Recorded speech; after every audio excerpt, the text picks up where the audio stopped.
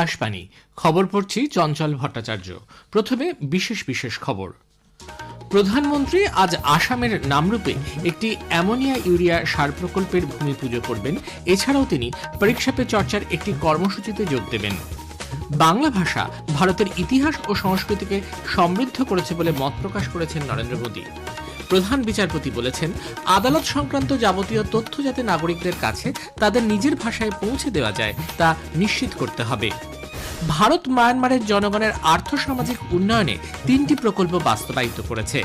দুবাইয়ে আজ অনূর্ধ্ব 19 এশিয়া ক্রিকেটের ফাইনালে ভারত পাকিস্তানের মুখোমুখি হবে।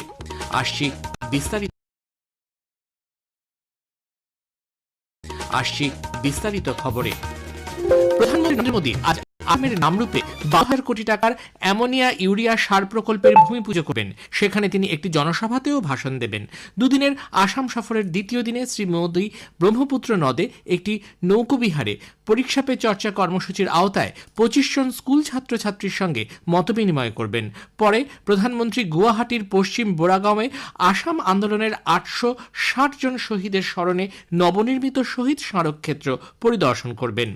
প্রধানমন্ত্রী গতকাল গুয়াহাটির লোকপ্রিয় গোপীনাথ বরদলৈ আন্তর্জাতিক বিমানবন্দরের অত্যাধুনিক টার্মিনাল ভবনের উদ্বোধন করেন। তিনি বিমানবন্দরে আসামের প্রাক্তন মুখ্যমন্ত্রী গোপীনাথ বরদলৈয়ের মূর্তিও উন্মোচন করেন। প্রায় 1,40,000 বর্গ কিলোমিটার এলাকা জুড়ে বিস্তৃত এই নতুন টার্মিনাল ভবনটি বছরে 1,30,00,000 যাত্রী চলাচলের সুবিধা দিতে পারবে।